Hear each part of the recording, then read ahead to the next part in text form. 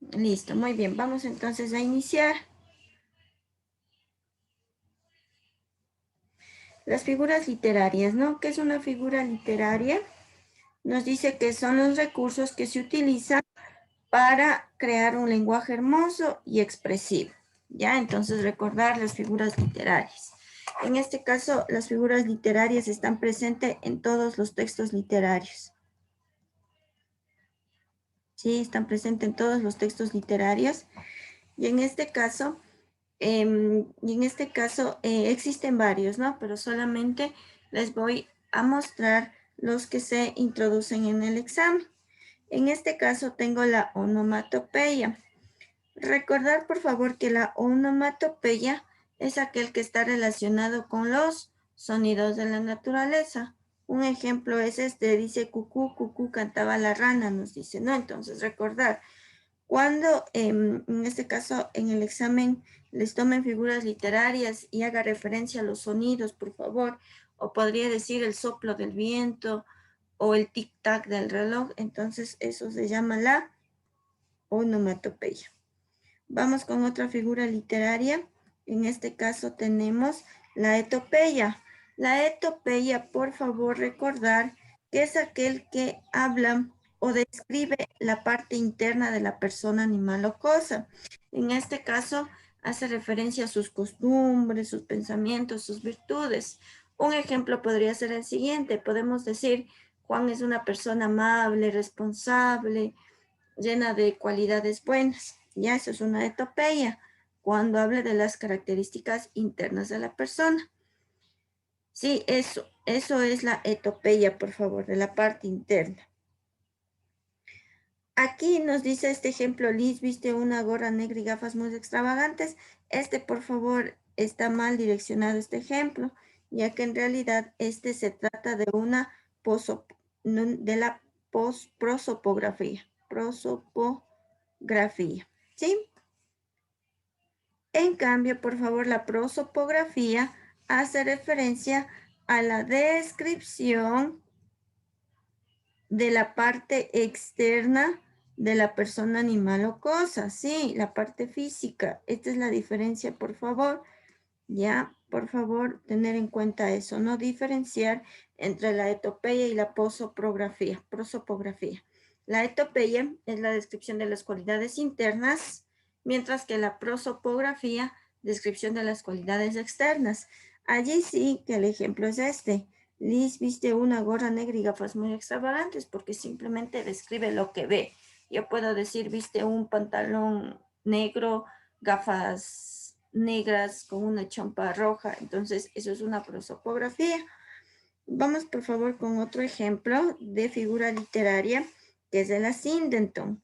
El asíndenton, en este caso, habla de la eliminación de conjunciones, dice, y en su lugar utiliza las comas. Sí, el asíndenton y el polisíndenton tienen algo digamos que son, van de la mano. ¿Por qué? Porque el polisíndenton, en este caso, por favor, se llama polisíndenton cuando hay un exceso de conjunciones. ¿Qué son las conjunciones? Los enlaces, ¿no? Como, y, en, etcétera. Un ejemplo, mire. Dice, Eva vuela y camina y ríe y canta. Eso es un polisíndenton. Como reitero, cuando repite en exceso alguna conjunción. Otro ejemplo podría decir, todas van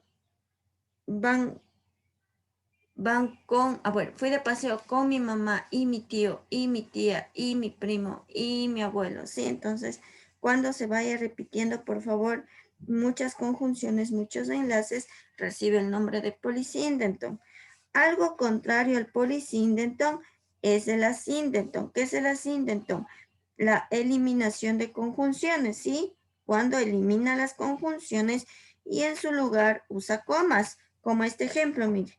Eva vuela, en lugar de la I le puso la coma, camina, coma, ríe, coma, canta, ¿sí?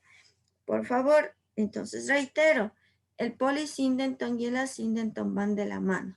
Recordar que el polisíndenton es cuando existe varias conjunciones, como en este caso, y el ascendento cuando en su lugar de la sí utiliza las comas. ¿Ya?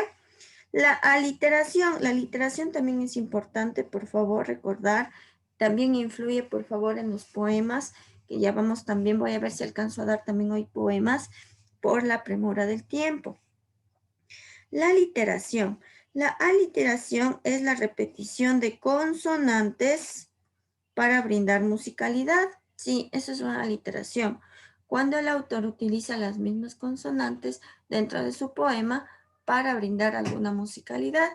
Y el ejemplo más clásico es el que tengo aquí, el que dice, mi mamá me mima. Usted va viendo que repite la M, ¿no es cierto? Va repitiendo la M, mi mamá me mima.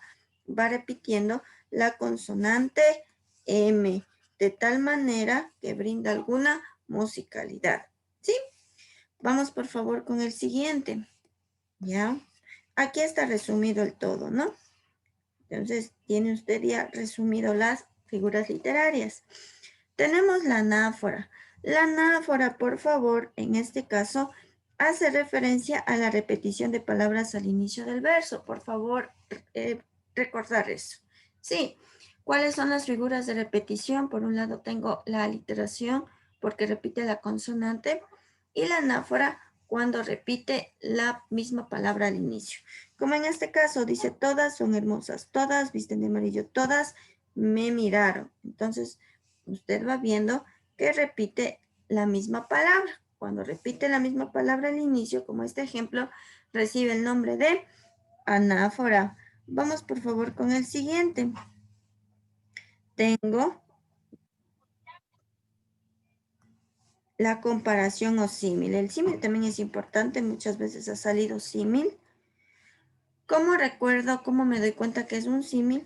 Porque dice, siempre debe tener como, dice, el símil, al inicio o a la mitad de la frase. Sí, recuerde que el símil es una figura literaria para comparar. ¿Y cómo me doy cuenta, por favor, que es símil? Porque comparo usando el conector como en este caso, manos suaves como el terciopelo, o como en este caso, como el terciopelo, manos suaves. Entonces usted ve que el símil, en este caso el como, puede ir al inicio o en la mitad, como en este caso. Manos suaves como el terciopelo o como el terciopelo, manos suaves, ¿sí? Entonces usted ve, por favor, que el símil siempre va a tener el como, sea al inicio uniendo dos palabras o sea, en la mitad uniendo dos palabras o al inicio, en este caso de la misma manera comparando dos palabras. Vamos por favor con otra figura literaria que es la prosopopeya. ¿Qué es la prosopopeya? Esta figura de la prosopopeya es también llamada la personificación. Sí. ¿Y qué es personificar? En este caso, aquí está mal, estas palabras de aquí. Le voy a poner, sí, esto está mal. Sí, la prosopopeya o personificación, por favor, es aquel en el que se da cualidades humanas a cosas inanimadas, como a cosas inanimadas o animales. Sí, eso es la prosopopeya o personificación. Recuerde, es el que da cualidades humanas a cosas inanimadas o animales. Y un ejemplo son las fábulas, porque por ejemplo usted al leer las fábulas, por ejemplo uno es el zorro y el oso, dice. Entonces usted ve que los personajes son animales y están hablando, entonces utiliza la figura literaria de la prosopopeya o personificación. Otro ejemplo podría decirle yo, por ejemplo, el lápiz me miró, por ejemplo. El lápiz me miró angustiado. Entonces, esta pequeña oración que les puse también muestra una personificación, porque usted ve que a algo inanimado como el lápiz le estoy dando vida, ¿no es cierto? Le estoy dando cualidades humanas. El lápiz me miró angustiado, o el cuadro se rió conmigo. Entonces, es una personificación. Vamos con otra figura literaria. En este caso es la sinestesia. ¿Qué es la sinestesia? Es aquel en el que da sensación a un sentido que no le corresponde, ¿sí? Es cuando involucra sentidos. Pero ese sentido no corresponde. Como en este caso, amarillo chillón, dice. Entonces usted ve que involucra este sentido, en este caso amarillo tal vez el de la vista con chillón. Chillón viene a ser llorar, ¿no es cierto? Entonces ahí es una sinestesia porque involucran los sentidos. U otro, se oye la luz, dice. Entonces igual es una sinestesia porque oír es el sentido del oído como tal y la luz no tiene nada que ver, ¿no es cierto? Vamos con otra figura literaria que es la metáfora. La metáfora también es importante. ¿Qué es la metáfora? La metáfora es una comparación directa en donde se usa la preposición de. Sí, es una comparación directa. Como en este caso, dice ojos de bosque, ¿no es cierto? Está comparando directamente. Recuerda entonces que tenemos dos figuras literarias para comparar. Uno de ellos es el símil y es aquel que lleva el cómo, o la metáfora, que es una comparación directa y lleva el de, ¿no es cierto? Como en este caso, ojos de bosque. Otro ejemplo podría ser cabellos de oro, por ejemplo. Cabellos de oro. Esta es otra metáfora porque igual está comparando, es una comparación directa y utiliza la preposición de. Vamos con las últimas figuras literarias, que en este caso es la hipérbole. La hipérbole también es sumamente importante, si suele aparecer hipérboles en el examen, y la hipérbole es una exageración, ¿no es cierto? Cuando nos dice, por ejemplo, te esperé 1000 años luz, algo sumamente exagerado, o cuando dice, por ti te bajaría la luna, las estrellas, algo exagerado. Una hipérbole, ¿sí? Entonces, por favor, en este momento vamos a hacer los ejercicios para que todo esto que está teórico se podamos revisar en las preguntas. Y en este caso tengo este ejercicio. Aquí me falta una opción que dice la hipérbole. Por tanto, voy a preguntar a una persona. Voy a preguntar a una persona. A ver, cuéntenme, ¿qué es la sinestesia? ¿Cómo relaciono la sinestesia? ¿Qué era? ¿Quién me ayuda? Es la sensación de un sentido que no le corresponde. Exacto, es cuando involucra un sentido que no le corresponde. Otro ejemplo podría ser, me gustó el libro, por ejemplo. Sí, me gustó o me gustó aquella televisión, digamos. Pero en este caso, recordar, ¿no? Que gustar va también en referencia al gusto, ¿no? Al gusto en relación al sentido. Y con la televisión, en este caso, no tendría tal vez algo de referencia. Como les digo, suponiendo que gusto está en referencia al sentido. La literación. ¿Cómo por favor reconozco que es la literación? ¿Qué era? ¿Quién me ayuda? Repetición de consonantes constante. Muy bien. Es la repetición de la misma consonante. Sí. Otro ejemplo es el trabalenguas.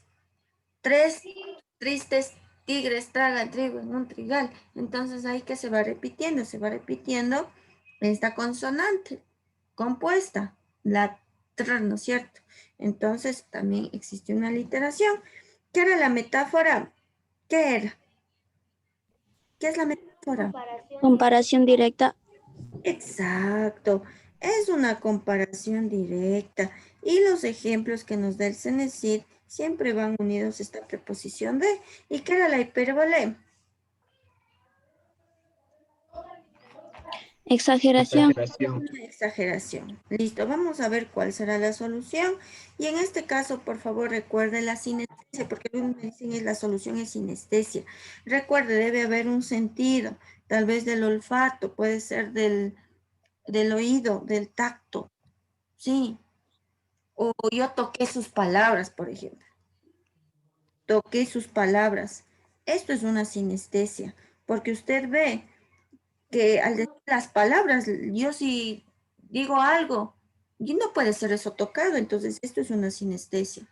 Sí, cuando emite un sentido que no le corresponde. Toqué sus palabras, es algo ilógico. Yo no voy a tocar lo que ustedes están hablando. Sería aquí lo lógico, escuché sus palabras, ¿no es cierto? Ahí sí, claro, estoy utilizando el sentido correspondiente. Si estoy hablando, ¿cuál es el sentido que se activa el suyo? El del oído. Toqué, no viene al caso, no se puede tocar, ¿no es cierto? Eso es una sinestesia. Cuando utiliza el sentido que no le corresponde, ¿sí? O oí, otro ejemplo que podría ser, oí, como decía el ejemplo, oí la luz, oí la comida, o sea, algo ilógico, o sea, de la comida, el gusto, ¿no es cierto? Comí tal vez la comida, pero nunca oí. Eso es una sinestesia. En este caso me dice encontrar la figura literaria marcada en el fragmento marcado en negrita. Por tanto, solo voy a leer la parte en negrita, es innecesario que usted lea el todo. Algunos me dicen que la solución es la A, pero dice, y vivo cuando desgarra mi corazón el pesar. Entonces aquí yo no veo que existe sentidos para que sea la A. No se va repitiendo la misma consonante, no hay metáfora, no hay la D. Aquí es una hipérbole, como ustedes pusieron. ¿Por qué? ¿Por qué? Porque va exagerando. Mire, dice en este caso que, que vive porque se desgarra, dice el corazón, el pesar. O sea, el corazón para vivir dice que se desgarra, se sale. Porque de tanto sufrimiento el pesar, dice el corazón, el pesar. Es una exageración, ¿no es cierto? El corazón se desgarra, dice, por tanta tristeza y por eso vive, dice. Entonces, es una exageración y muy bien, la solución sería la opción D. Vamos, por favor, con la siguiente. Vamos a reconocer de la misma manera. ¿Qué era un símil? ¿Cómo reconozco que es un símil? ¿Cómo reconozco que es un símil? Cuando tiene la palabra como. Exacto, porque el símil también es una figura literaria de comparación, pero en este caso utiliza el conector como, ¿no es cierto? Ya si usted ve que está como, sea al inicio o a la mitad, es un símil. ¿Qué era la sindentón? ¿Quién me ayuda?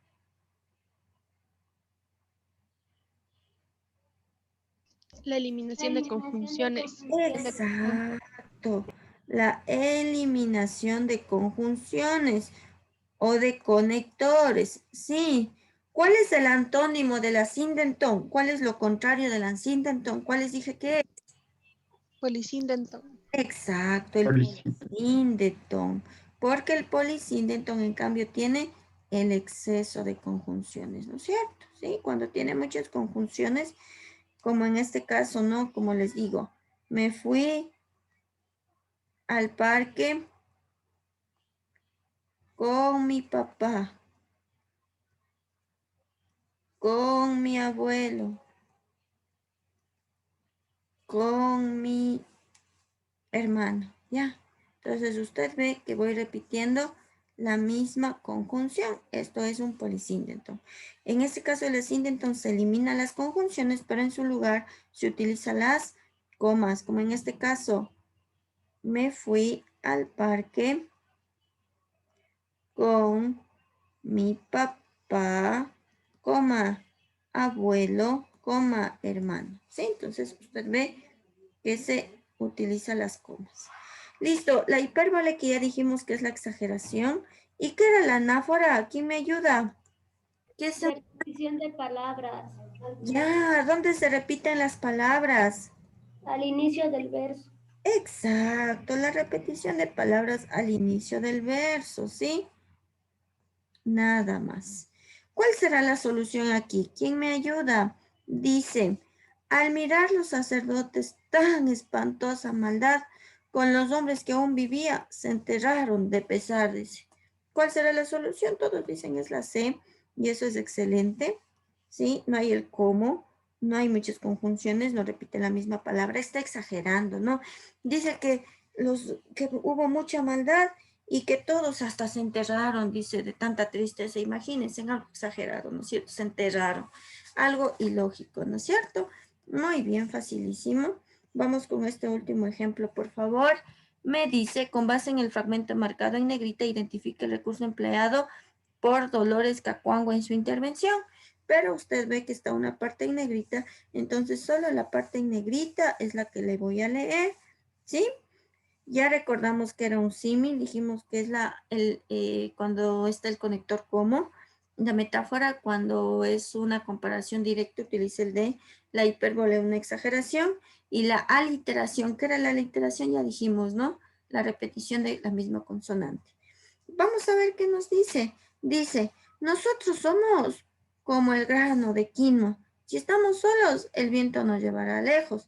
Pero si estamos unidos en un costal, nada hace el viento, soplará y no nos hará caer.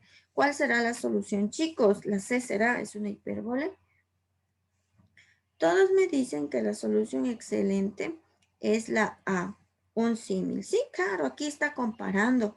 Dolores Cacuango compara a los humanos, nosotros somos como, dice, los granos de quinoa. Compara con los granos de quinoa, ¿no es cierto? Está comparando. Si está solito el grano de quinoa, entonces se lleva el viento. Pero si son unidos como en el costal, no los pueden hacer caer, ¿sí? Compara. Listo, esa sería la solución. Muy bien. Por favor, el resto de ejercicios ustedes lo van a hacer en su casita. ¿Sí? El resto lo van a hacer en su casita. Es lo mismo, ¿ya? Todos los ejercicios.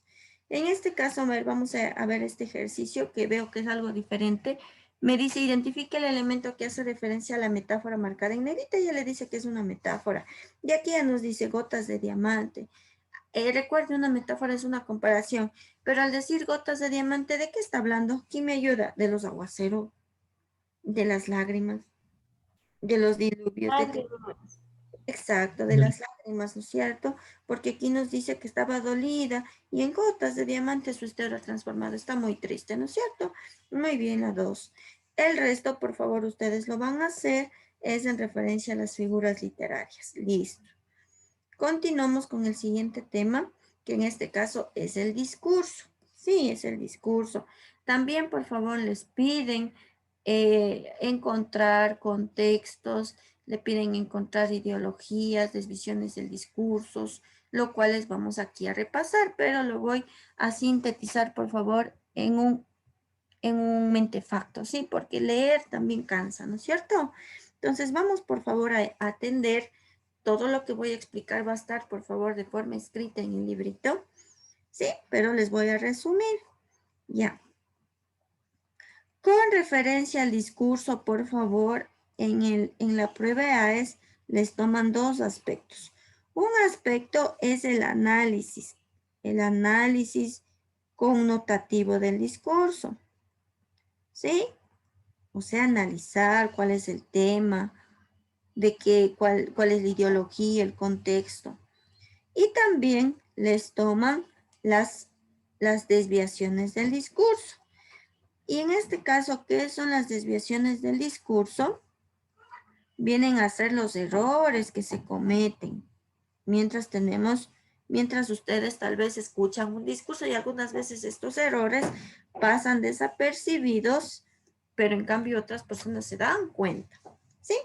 Vamos primero, por favor, a mirar el análisis connotativo, que en este caso es encontrar las partes, ¿sí? Encontrar las partes del discurso, ¿ya? Y en este caso tengo los siguientes. Algunas veces le pide encontrar el tema, la ideología, el contexto. ¿Qué más dice? A ver, déjenme ver un ratito. Mediante los ejemplos. Recursos lingüísticos, asunto. Ya.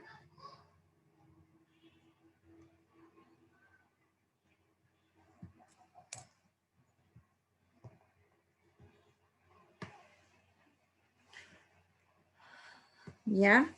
Los recursos lingüísticos.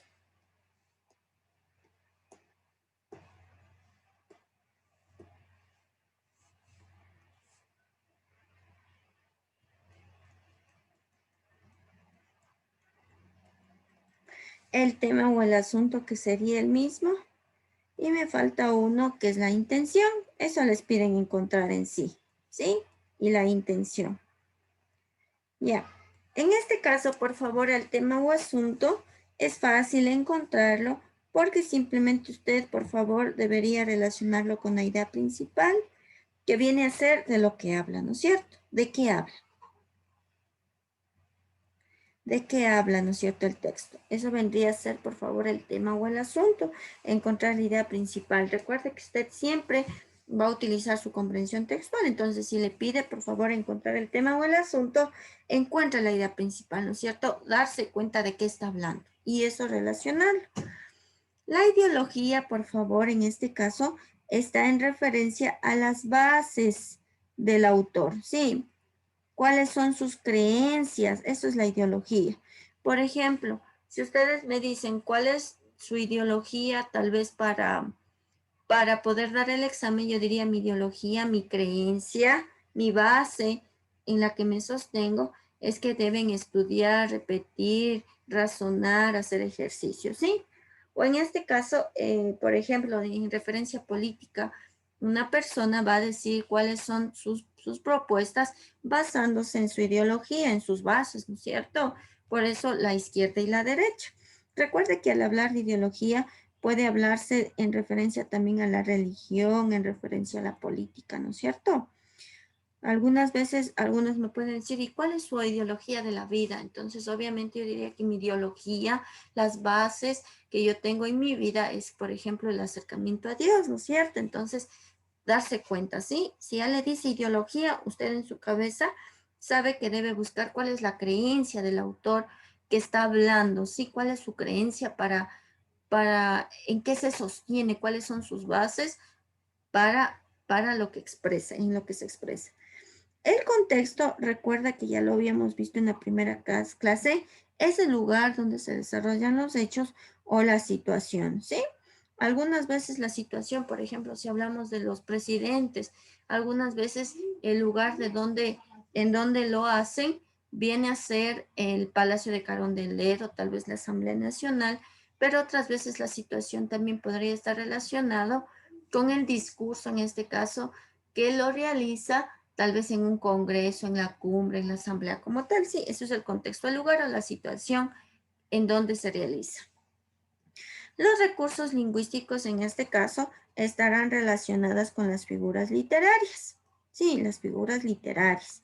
Hay algunas personas que utilizan varias metáforas, símiles, ¿no es cierto? Símiles, perdón.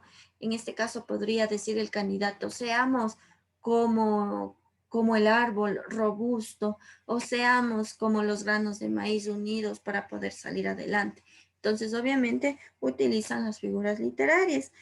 Otros, en cambio, utilizan también excesos de ideas, como en el caso de algunas veces algunos políticos dan solo ideas negativas, podremos decir, eso está mal, está pésimo, es sumamente mediocre, entonces también utiliza recursos lingüísticos también, tal vez negativos, pero usted ve que son excesivos, ¿no? Y la intención que está relacionado a que usted encuentre el objetivo. Recuerde, por favor, que el objetivo es muy diferente al tema, ¿sí? Porque en este caso yo les podría hablar acerca de las pruebas de ingreso a la universidad, que sería el tema. Pero el objetivo, la intención de la que voy a hablar es tal vez hacerles pensar acerca de lo que ustedes tal vez deben hacer para poder dar esta prueba exitosa. Y entonces yo podría decir, el objetivo de mi clase es aprender. Recuerde que utiliza igual verbos y por ahí me va me ayuda. Una intención es un objetivo y utiliza verbos. Como en esta clase yo le podría decir que la intención de mi clase es hablar acerca del análisis connotativo del discurso, hablar o aprender acerca del discurso, ¿sí? Entonces, eso es lo que usted necesita saber, por favor, ¿ya? Ahora, en el discurso también hay otras preguntas que enrolan las desviaciones del discurso. Y son 4 las desviaciones del discurso y algunas ya las vimos. En estas tenemos la ambigüedad, tenemos las contradicciones, la contradicción, una falacia o una distorsión. Estas, por favor, son las desviaciones del discurso. ¿Y qué es una desviación del discurso? Como está aquí escrito, son los errores que cometen, por favor, los emisores del discurso y que tal vez nosotros al escuchar nos creemos, ¿no? Nos creemos lo que dicen. Pero en cambio hay otras personas tal vez un poco más despiertas que saben del asunto y se dan cuenta de los errores, ¿sí? Entre ellos tenemos la ambigüedad. La ambigüedad, por favor, es aquel que le da un doble sentido. Sí, cuando le da un doble sentido en la idea. La ambigüedad también está relacionado con las palabras polisémicas. ¿Sí? Y un ejemplo, por favor, que le podría decir de ambigüedad es el siguiente. Yo le puedo, por ejemplo, usted me puede preguntar, profe, disculpe, ¿esta respuesta está bien o mal? Yo le digo, está bien y mal. Está bien y mal a la vez. Lo que aquí está escrito, esto es una ambigüedad. ¿Por qué? Porque le da un doble sentido y por tanto va a provocar una confusión. Entonces aquí también le voy a anotar. Produce confusiones. ¿Sí? Por ejemplo, usted me pregunta, disculpe, ¿cómo es que esta respuesta está bien o mal? Y yo sí le digo, ¿sabe? Está bien y mal a la vez. Entonces usted dice, ¿y ahora qué mismo es? O sea, ¿bien o mal? Esa es una ambigüedad. Otro ejemplo podría yo decirle, ¿sabe qué? En realidad esto ni le beneficia ni le perjudica. Entonces también es una ambigüedad. ¿Por qué? Porque exactamente usted no sabe qué mismo es, ¿no es cierto? Usted dice, ¿y ahora qué es? ¿Me perjudica o me beneficia? ¿Qué mismo es? Esa es una ambigüedad cuando le da un doble sentido. Otro ejemplo relacionado con las palabras polisémicas sería esto. Yo le puedo decir, te espero en el banco de la esquina. Y usted dice, ¿y ahora qué banco es? ¿Será el banco del Pichincha que hay en la esquina o será el banco del parque? ¿Sí? Esa es una ambigüedad.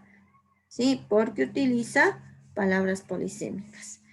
Vamos, por favor, con la contradicción.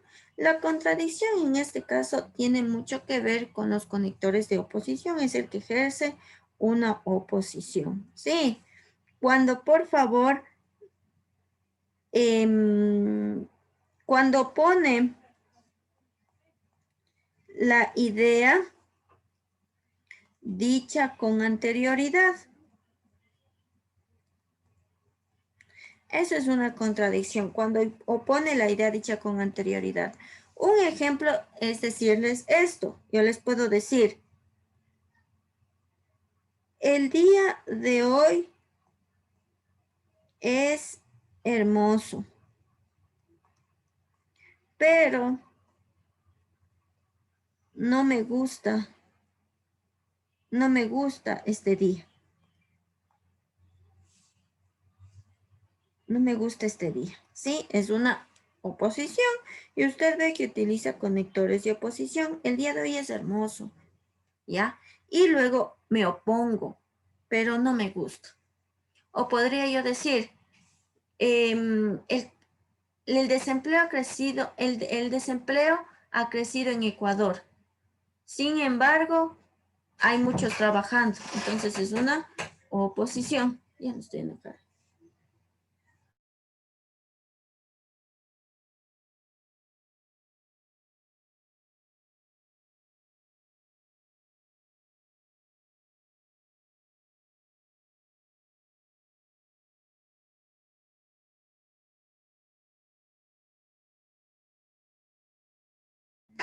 Listo, muy bien. Esa es una contradicción, por favor. Las falacias, eso ya vimos, las falacias, eso ya vimos. ¿Qué era una falacia, chicos? ¿Qué es una falacia? ¿Quién me ayuda? Mentira. ¿Mande?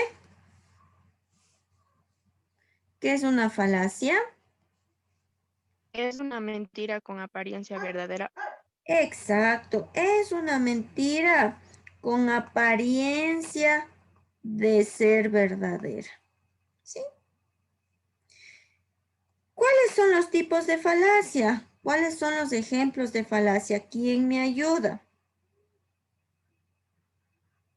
¿Qué tipo de falacia tienen? La falacia ad, ¿qué? Populum. Ad hominem. Ad populum, Ad populum. Ad hominem. ad hominem. ¿Cuál Ad más? verecundiam. Ad verecundiam. Ad verecundiam. ¿Cuál más? Ad baculum. Ad baculum. ¿Cuál más? Ad ignorantiam. Ad ignorantiam. ¿Algo más? Ad misericordia. Exacto. Ad misericordiam. Como la palabra lo dice aquí, ad misericordiam, porque es una petición, ¿no es cierto? Es una petición, pide misericordia, ¿no es cierto? Como les decía algunas veces, por ejemplo, se sale ahora, por ejemplo, los policías, ustedes ven que están siempre revisando, ¿no es cierto? Papeles, todo. Entonces, algunas veces piden la cédula y me olvido en la casa. Entonces, ahí usted realiza una falacia ad misericordiam y dice, por favor, disculpe, me sabe que salí de urgencia porque un familiar mío está en el hospital. Entonces es una falacia ad verecundiam, una mentira con apariencia de ser verdadera. El policía que dirá, bueno, siga nomás, ¿no es cierto? Digamos. Entonces es una falacia ad misericordia. La falacia ad populum, en este caso, por favor, porque es para el pueblo. Y me doy cuenta, por favor, porque nosotros repetimos, no, lo que hace, yo qué sé, las personas, lo mismo hago yo. Sí, repito lo que hace la mayoría. Y ahorita, por ejemplo, falacia ad populum utilizan los candidatos políticos. ¿Por qué razón? Porque al dar sus discursos, obviamente es para el pueblo, provoca emociones. O por ejemplo, si a ustedes ya les toca votar y algunas veces por estar tal vez en el pre, ¿no es cierto?, estudiando, no se ven los debates presidenciales o tal vez los candidatos que existen. Entonces usted puede decir a su primo, ¿por quién vas a votar? Y el primo puede decir, por esa chica bonita voy a votar. Entonces usted dice, entonces yo también voy a votar. O la mayoría dice que ese candidato es bueno, yo también. Esa es una falacia ad populum, porque la mayoría de personas lo hacen y usted también piensa lo mismo, ¿sí? O hace lo mismo. La falacia ad hominem, por favor, porque es contra el hombre, y denigra al hombre, sí. Cuando habla a las espaldas, puede decir, ¿saben qué? Juanito Pérez, este candidato, no tiene nada de experiencia. Es muy joven, hasta no puede ni hablar, ¿no es cierto? La falacia ad verecundiam es cuando agrega a alguien famoso para poder convencer, ¿no es cierto?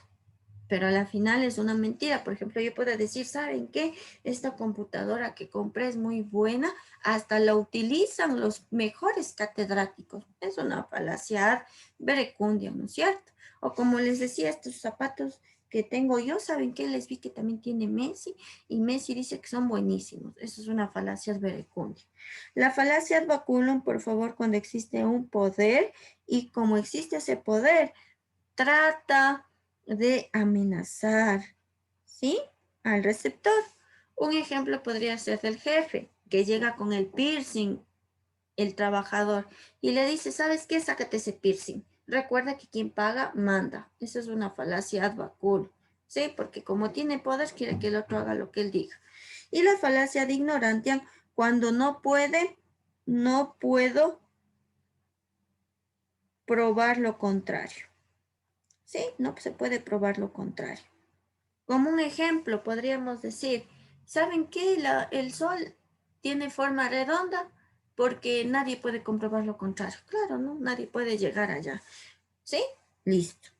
Y por último tengo la distorsión. La distorsión, por favor, es cuando existe una exageración, ¿sí? Cuando produce una confusión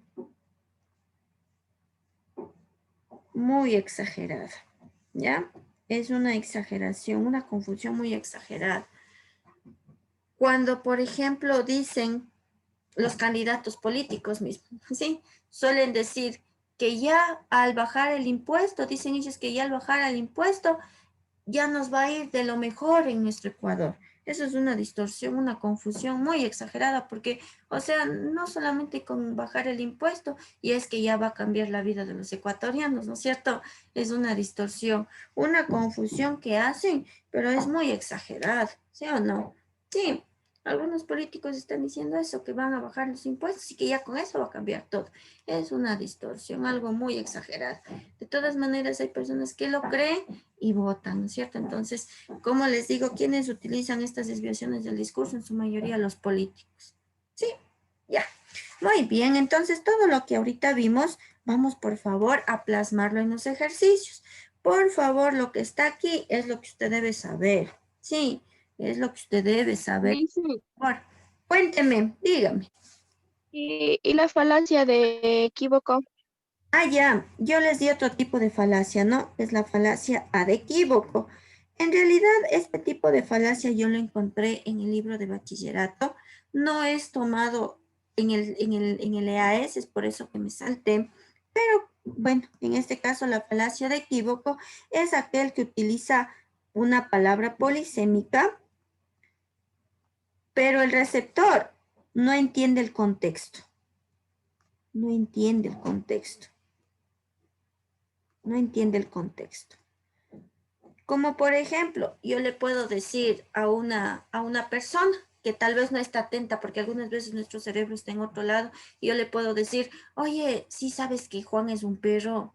Entonces ahí la persona que escucha no entiende que me refiero tal vez al perro de tal vez que tiene varias chicas, ¿no es cierto? Puede pensar, ¿por qué será perro? Tendrá unos dientes grandes, tendrá tal vez orejas grandes. Esa es una falacia de equívoco, cuando no entiende el contexto de lo que se habla. Y algunas veces pasa eso, ¿no es cierto? Por ejemplo, una vez a un niño, por ejemplo, digamos, a los niños, por ejemplo, se le dice, oye, no tienes nada en la maceta, ¿verdad? Entonces el niñito no va a entender, ¿no es cierto? Y dice la maceta, pero claro, en mi maceta yo no tengo ninguna flor, puede decir, pero yo no estoy refiriéndome a la maceta de objeto, ¿no es cierto? Al decirle no tienes nada en la maceta, me refiero que no tiene nada en la cabeza. Esa es una falacia de equívoco, ¿sí? Cuando el receptor no entiende el contexto del que se habla, ¿ya? Listo. Que no es muy utilizada en la prueba. Listo. Vamos, por favor, entonces a continuar, como reitero. Este es el resumen, por favor, de lo que estamos viendo,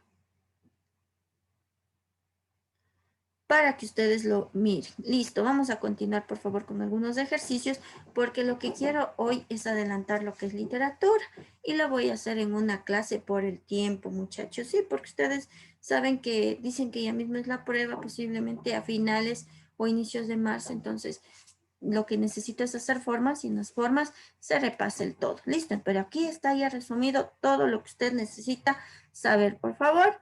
Vamos a continuar. ¿Ya? Listo, vamos a ver lo que nos dice, mire. Dice, algunos son simplemente de leer bien, nada más. Dice, mire, con base en el caso, ¿cómo debe desarrollar su discurso Emilia? Entonces vamos a ver cómo va a desarrollar. Y aquí me está diciendo que cómo debe ser tal vez el tema, ¿no es cierto? ¿Cómo va a desarrollar? Y recuerde que para desarrollar un discurso tiene que estar en referencia al tema. Vamos a ver de lo que se trata. Sí, claro. Por ejemplo, si aquí me dice que el tema es hablar acerca de la contaminación del aire, obviamente debe desarrollar ese tema, ¿no es cierto? Entonces vamos a reconocer de qué va a hablar Emilia. Dice lo siguiente. Dice, la maestra de historia de Emilia le ha solicitado que realice un discurso que reivindique el rol de la mujer en la toma de decisiones que afecte al país. Entonces, mire, de eso debe hablar Emilia, acerca de la mujer y de la toma de decisiones que debe tener las mujeres. Dice, su intervención dirigida a conmemorar el 8 de marzo, claro, el 8 de marzo, Día de la Mujer, Día Internacional de la Mujer, debe contemplar con precisión la acción que empleará para persuadir al auditorio acerca de la importancia del acceso a los derechos políticos de las mujeres. Entonces aquí ya nos está dando el tema, ¿no es cierto? Dice que Emilia va a hablar acerca de la toma de decisiones de las mujeres, específicamente los derechos políticos de la mujer. De eso dice, mire que que debe hablar Emilia. Entonces aquí ya nos está dando el tema. Debemos ver cuál de las opciones introduce estas palabras claves. La mujer que debe hablar de los derechos políticos en su discurso. Vamos entonces a ver cuál será. Me dice la A. Centrar la atención exclusivamente en el caso del movimiento sufragista inglés y la lucha por el ejercicio de su derecho. Esa será la solución. En algún momento dijo aquí al inicio que va a hablar del movimiento sufragista inglés. Usted dice, no, no es cierto, nunca dijo eso. Solamente dijo que va a hablar acerca del Día de la Mujer, pero específicamente de la mujer, de la toma de decisiones con referencia a los derechos políticos que tenemos. Entonces, al mirar aquí el movimiento sufragista inglés, nunca dijo esto, por si yo digo la A no es. La B, describir la historia, dice, de las obreras que perecieron en una fábrica neoyorquina. Por eso originó la conmemoración del 8 de marzo. ¿Será esa? Usted puede decir aquí, pero sí dice 8 de marzo. Pero aquí la intención no es hablar, pues, de la historia de estas obreras de la fábrica neoyorquina. No, dijo que va a hablar del Día de la Mujer, pero específicamente la mujer y el derecho político que tiene, ¿sí? Entonces, esta la B no es. Ya, 2 compañeros que le aceptan la reunión. Sí, ya les acepté. Muchas gracias. Cualquier cosa me lo dicen ya porque estoy ahorita sin celular, ¿sí? La C, vamos a ver cuál es. La C, la D, veamos cuál es. La D, dicen algunos. Vamos a ver. La C dice, centrar la atención en la biografía de Matilde Hidalgo. A ver, Matilde Hidalgo es una mujer precursora, ¿no es cierto? Que ella luchó por las mujeres, ¿sí? Considerada ícono de las mujeres que accedieron al derecho a educarse. A ver, Matilde Hidalgo sí se habla de ella en el Día de la Mujer, pero en este caso la intención es hablar de educación a la mujer. No, es hablar acerca de los derechos políticos. Mire lo que dice aquí. Y aquí dice la biografía de Matilde Hidalgo, o sea que va a hablar toda la historia de Matilde Hidalgo. No, aquí dice que la idea es hablar del Día de la Mujer, pero específicamente el derecho político. Mire lo que dice la D. Describir los pormenores de la historia de Matilde Hidalgo, que fue la primera ecuatoriana que ejerció el derecho político. Mire, tiene referencia con el tema. Y al decirme aquí los pormenores de la biografía o la historia de Matilde Hidalgo, hace referencia a la parte más importante, ¿no es cierto?, de Matilde Hidalgo, no toda la historia de ella, sino las partes que encajen con el derecho político. Muy bien, y la solución específicamente que ustedes dijeron es la correcta, la D. Sí, entonces, por favor, cuando les diga esto, cómo desarrollar el discurso, recuerde, debe estar en referencia al tema y aquí ya les está dando el tema. El tema, una palabra en este caso, como en este caso, derecho político, repite. ¿Sí? Muy bien. Vamos a continuar, por favor, con la siguiente pregunta. Si tienen, por favor, alguna pregunta, no duden en decírmelo, ¿sí? Vamos, por favor, a mirar ahora. Mire, dice, relacione, dice, el elemento del discurso con el significado connotativo que le corresponde. Entonces, este es el análisis del discurso. Mire, le voy a pedir encontrar los recursos literarios que les dije que son la utilización de figuras literarias, algunas veces metáforas, otros utilizan muchas palabras positivas, otras veces palabras muy negativas, ¿sí? La ideología que viene a ser las bases, cuáles son sus creencias, en qué se basa para decir eso. Y el asunto o tema que viene a ser de qué está hablando, ¿no es cierto? Vamos entonces, por favor. Recuerde que la connotación es una comparación, porque algunos me pueden decir, pero ¿por qué dirá ahí connotativo? Yo ya les había dicho que la connotación es una comparación, un adorno, ¿no es cierto? ¿Sí? Y obviamente en los discursos utilizan connotaciones. Por ejemplo, puede estar hablando y puede decir el emisor, pero no sean como el dicho de tal palo, tal astilla. Entonces eso es una connotación y usted sabe que de tal palo a tal astilla significa que como son los papás, son los hijos, ¿no es cierto? O suelen decir algunas veces, pero recuerden. Los labios no está de cubo, a ver. 1, 2 y 3. Ya. Algunas veces suelen decir, pero recuerden, de un cactus muy espinoso nace una flor hermosa, dice. Eso es una connotación. Y algunas veces es eso, ¿no? Algunas veces hay padres que son bastante, tal vez, diferentes, muy tal vez que tienen muchos errores, pero nacen hijos tal vez de cualidades buenas, ¿no? Eso es ese dicho que suelen decir, de un cactus muy espinoso nace una flor hermosa. Eso es una connotación. Vamos entonces, por favor, a leer. Recuerde, usted va a utilizar siempre su comprensión textual, que usted va a entender, por favor. Cuando lea, concéntrese para que no pierda el tiempo leyendo 2, 3, hasta 4 veces. Para lo cual me va a ayudar una persona con la lectura. Va a ser la señorita Adriana Lalaleo. Tenga la bondad, señorita Lalaleo. Un gusto saludarle. Por favor, ayúdeme con la lectura. ¿Sí está? A ver, el señor Marlon Mazabanda, por favor, ayúdeme con la lectura.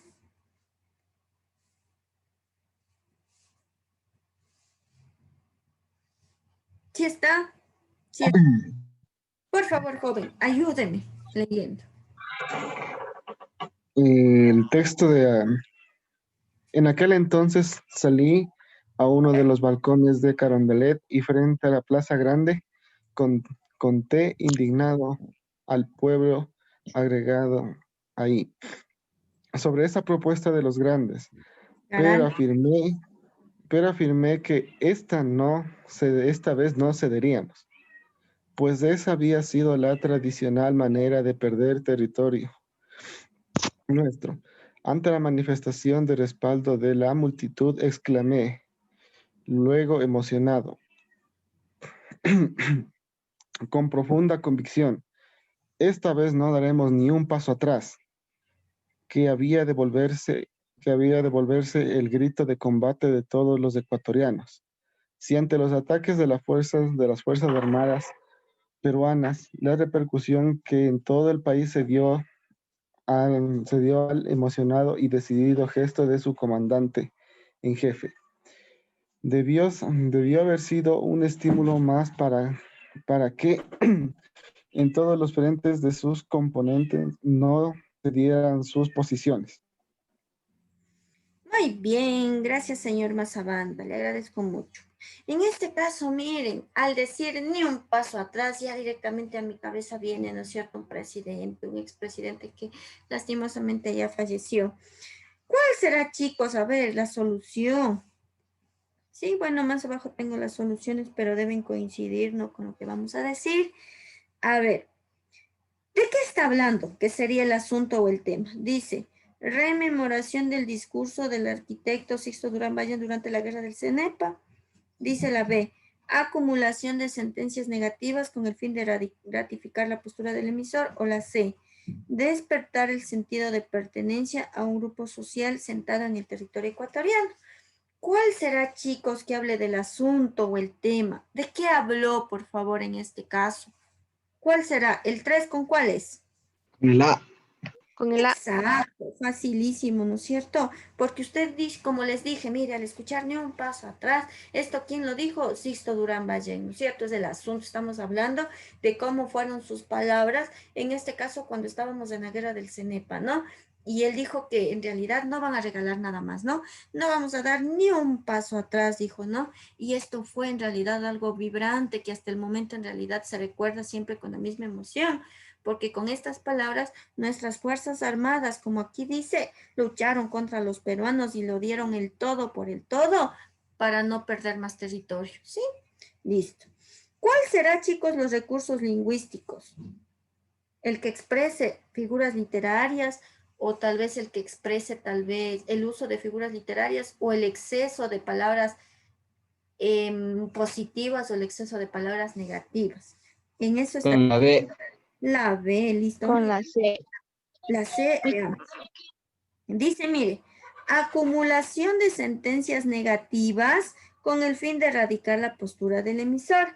Este, por favor, serían los recursos lingüísticos, la B, porque usted ve, por favor, que los recursos que utiliza son negativos, claro, para decir, en este caso, que en este caso, no los peruanos, dice, no vamos a ceder, tenemos que tener esa convicción, ya no queremos no queremos que repercuta esto, nos dice, ¿no? Entonces, está mostrando por medio de sus recursos, ¿sí? Para poder mostrar su postura. Sí, por ejemplo, otro ejemplo podría yo decirles, el día de hoy es hermoso como el Edén, por ejemplo. Es alegre como la risa de un niño. Entonces también esos serían mis recursos lingüísticos, utilizar en este caso símiles, ¿sí? Y por tanto la ideología, recuerden que son las bases, mire lo que dice. Despertar, dice, el sentido de pertenencia a un grupo social sentado en el territorio ecuatoriano. Claro, eso es la ideología, las bases de él. Él con estas palabras lo que quiso es que todos los ecuatorianos se sientan uno solo, ¿no es cierto? Y al sentirnos uno solo, podamos luchar, en este caso, contra los peruanos, ¿sí? Que vendría a ser la ideología, la base que él cree para salir adelante. Él cree que al unirse va a haber una mejor solución, ¿sí? Y esas serían las soluciones. Entonces sería 1B, 1B, 2C. 1B, 2C, ¿no es cierto? 1B, 2C. Veamos cuál tiene eso. 1B, 2C y 3A. Sí, a ver, veamos. 1B, 2C, 3A. La solución, entonces, por favor, en este caso, ha sido la primera. Muy bien lo que nos dice el compañero. La A. ¿Sí? Vamos, por favor, entonces, a continuar con el último ejercicio. Sí. Vamos a ver. El 3, déjame ver qué dice el 4. ¿Sí? Porque aquí tengo uno de desvisión. Hasta el 5 lo vamos a hacer, ¿sí? Y el resto será de deberes para poder continuar con el siguiente tema. Vamos a ver lo que nos dice. Dice, mire, con base en el texto, relaciona el elemento del discurso con el significado connotativo que le corresponde. Entonces, al mirar aquí lo que dice elemento del discurso, ya da a entender que se trata del análisis del discurso, ¿no? Vamos entonces, por favor, a leer y relacionar, encontrar cuál es el contexto. Recuerde que les dije que el contexto es el lugar donde se desarrollan los hechos o la situación. Por ejemplo, algunas veces un decreto, por ejemplo, puede darse en una cumbre, en una asamblea, ¿sí? Entonces ese es el contexto, el lugar o la situación en donde se realiza la acción. La ideología, que son las bases. ¿En qué se basa? ¿Cuál es su creencia? Para poder decir lo que, el discurso, ¿no? ¿Cuál es la creencia que él tiene? ¿En qué se basa? Para poder él decir sus palabras. Y el asunto que en sí es el tema, ¿no es cierto?, de lo que habla. Vamos entonces a leer. Vamos a ver. Y me va a ayudar leyendo una persona, ¿no? Todos estos son discursos. En este caso es el discurso de Martin Luther King, en este caso. Vamos a leer. ¿Sí? Va a ser, por favor, la señorita, a ver, Daniela Yucaya. Buenos días, señorita Yucaya. Por favor, ayúdeme con la lectura. ¿Qué nos dice? Buenos días, profe. Buenos días. Hace 100 años, un gran americano cuya sombra simbólica nos cobija, firmó la Proclamación de Emancipación. Pero 100 años después debemos enfrentar un hecho trágico de que el negro aún no es libre. 100 años después, la vida del negro es todavía minada por los grilletes de la discriminación. 100 años después, el negro vive en una solitaria isla de pobreza en medio de un vasto océano de prosperidad material. 100 años después, el negro todavía languidece en los rincones de la sociedad estadounidense y se encuentra a sí mismo exiliado en su propia tierra. Les digo a ustedes hoy, mis amigos, que pese a todas las dificultades y frustraciones del momento, yo todavía tengo un sueño. Yo tengo el sueño de que un día pequeños niños negros y pequeñas niñas negras serán capaces de unir sus manos con pequeños niños blancos y niñas blancas como hermanos y hermanas. Yo tengo un sueño hoy. Muy bien, muchas gracias, señorita. Entonces, ¿podemos, por favor, entender que se trata este discurso acerca de los afrodescendientes, ¿no es cierto? Que en este caso, a pesar, nos dice, ¿no?, que hace 100 años, dice, se firmó esta proclamación de emancipación, de libertad para los negros, nos dice, para los afrodescendientes. Pero 100 años después todavía están presos, dice, no hay libertad. 100 años después todavía, dice, existe pobreza, hay negros exiliados, nos dice, ¿no es cierto? Dice que él tiene un sueño, ¿no? De que algún día se pueda concienciar y que puedan, dice, estrechar sus manos niños negros y niñas negras, dice, capaces de unir, perdón, con los niños blancos sus manos, ¿no es cierto? Entonces, de eso está hablando. Entonces, vamos a encontrar rápidamente los elementos del discurso. Vamos a ver cuál será la solución. A ver, dice, el contexto, a ver, dice, recuento histórico, veamos. Recuento histórico de la situación de discriminación radiada al pueblo afroamericano en Estados Unidos a lo largo de un siglo. La B, propuesta de una sociedad estadounidense fundamentada en el desarrollo de más altos valores de igualdad y fraternidad. Y la C dice expresión de los deseos de justicia y equidad a través de los derechos civiles del pueblo africano en Estados Unidos. ¿Cuál será, chicos, el asunto? ¿De qué nos habla? ¿Cuál será aquí la solución? La B. Exacto, la B es el asunto. ¿Por qué razón? Porque aquí Martin Luther King nos está mostrando, ¿no?, esta propuesta de la sociedad estadounidense, ¿no?, fundamentada en el desarrollo de los valores de igualdad y fraternidad. Claro, ese es el asunto. ¿Cuál será el contexto? ¿Cuál es la situación? ¿De qué habló? Entonces me dicen la A. Sí, muy bien, está bien lo que ustedes me dicen.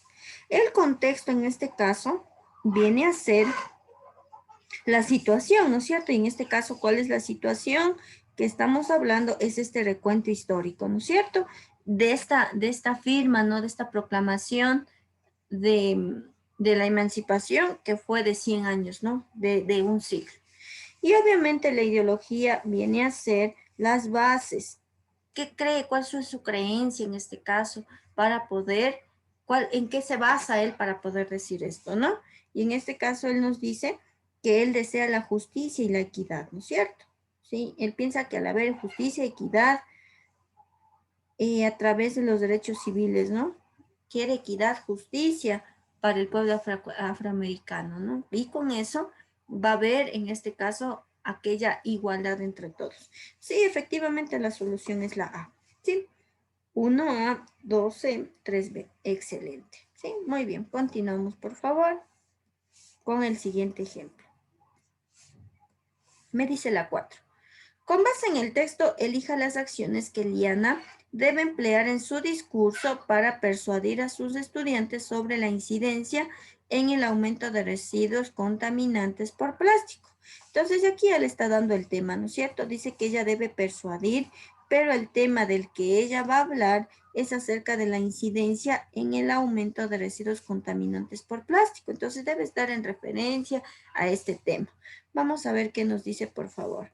Nos dice, Eliana, docente de química, debe construir un discurso para sus estudiantes sobre el incremento de la producción global de residuos contaminantes por plástico en un solo uso. En un solo uso. Recuerde que debe persuadir. Entonces, para persuadir, que es convencer, debo yo buscar tal vez estrategias, tal vez rápidas, ¿no es cierto? Por ejemplo, si yo les muestro un cuadro comparativo, eso va fácilmente a convencer a una persona. Pero si tal vez yo primero cuento la historia, eso no va a convencer, ¿no es cierto? Mejor le va a aburrir.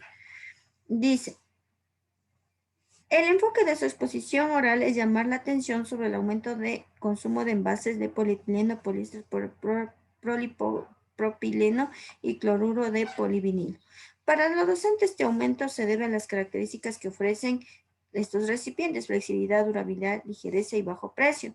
El objetivo de su intervención es demostrar que el crecimiento de la producción de plásticos ha incidido en el aumento de residuos contaminantes por plástico de forma dramática. Mire, entonces ella quiere convencer, hablar, como nos decía, desde el enunciado, desde la pregunta, hablar, persuadir que la contaminación por plástico ha crecido de forma dramática y en este caso, la producción, en este caso que existe del plástico, ha generado muchos residuos, ¿no es cierto?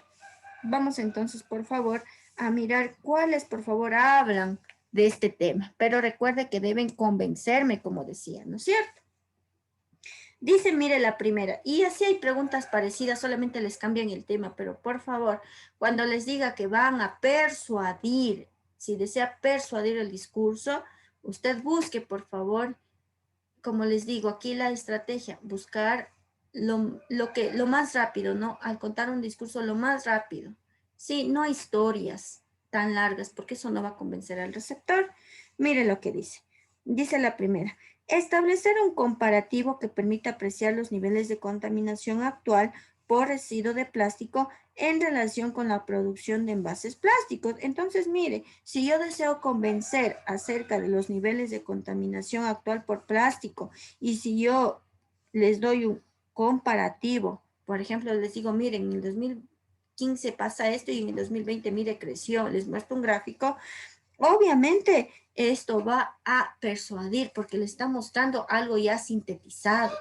No les está contando tal vez historias, en el 2020, el 1 de mayo pasó esto, no, sino ya comparaciones directas. Entonces, obviamente va a persuadir, usted ve que está hablando acerca del tema también, ¿no? Que es la contaminación por plástico. La 2 dice, mire, aclarar, dice, los significados de los tecnicismos. Polietileno, poliéster, propileno y cloruro de vinilo para que los receptores entiendan cada término. Entonces, por ejemplo, si yo les digo, ¿saben qué? Polietileno es de esto, poliéster es de esto, polipropileno es de esto, les estoy dando los significados. Esto no va a persuadir, esto no va a persuadir a nadie, ¿no es cierto? No me está diciendo lo grave de la contaminación. Sí, entonces es muy largo, como les decía. Aquí, por favor, cuando les pida persuadir, busquen lo más sintetizado, ¿sí? En este caso me voy a demorar dándole los significados de eso, pero al final ustedes lo van a concientizar acerca del exceso que hay para que exista la contaminación por residuos. La C dice, describir las características, flexibilidad, durabilidad, ligereza y bajo precio que ofrecen los recipientes de plástico como causa de la producción. Nada, ¿no es cierto? Si yo les digo flexibilidad es, durabilidad es, no les va a convencer para que al final ustedes digan, ah, verdad, no hay que contaminar, no convence, ¿sí? Y la 4, que sería la última y que debe ser la correcta, dice, mostrar, mire, los datos estadísticos recientes de consumo de envases de un solo hechos de polietileno, poliéster, polipropileno y cloruro de vinilo. Claro, esto sí va a convencer porque les está mostrando qué cosa, datos estadísticos, mire. Entonces yo le muestro datos, el 20% se utiliza esto y la contaminación que generó es el 80%, entonces va a convencer, va a persuadir acerca de la contaminación. Por tanto, muy bien, la solución es la que ustedes me dicen, la A. Sí, verán, vamos viendo diferentes tipos de preguntas, verán, así aparecen estas preguntas del discurso, en donde usted, por favor, debe saber simplemente técnicas, ¿no? Y esto lo hemos de volver a ver en las formas. Recuerde, cuando les piden emplear el discurso para persuadir a los estudiantes sobre cualquier tema, busquen, por favor, el que le muestre, no el que convenga, el que convenza, ¿sí? Como datos, como cuadros resúmenes, puede ser tal vez hasta una evidencia del hecho, ¿sí? Como en este caso, cuadro comparativo, datos estadísticos, pero si yo voy a contarles historias, las características, dándoles significados, eso no convence a nadie, ¿no es cierto? Mejor aburre con el tema. Y voy con el último ejercicio, por favor. En este caso, es acerca de las desviaciones del discurso. Y yo ya les había dicho que las desviaciones del discurso es una contradicción cuando existe cuando se opone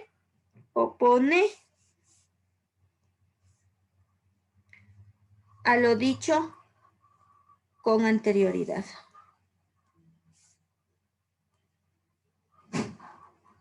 Sí, anterioridad. Cuando se opone a lo dicho con anterioridad.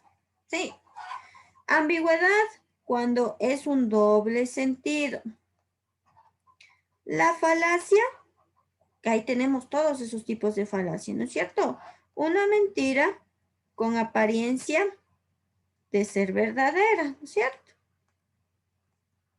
Y la distorsión, que es una confusión muy exagerada. Sí. Y en este examen sí les tomaron distorsión, que era igual una pregunta un poco nueva, ¿no? Incluso una pregunta nueva y que algunas veces nos confundía. Vamos entonces, por favor, a ver qué tipo de desviación es, para lo cual me va a ayudar con la lectura. Ustedes ya pueden buscar la solución, ya darse cuenta. Me va a ayudar con la lectura la señorita Karen Quisintuña. Tenga la bondad, señorita Karen. Karen Quisintuña, buenos días. Buenos días, dicen. Buenos días, ayúdeme con la lectura, por favor.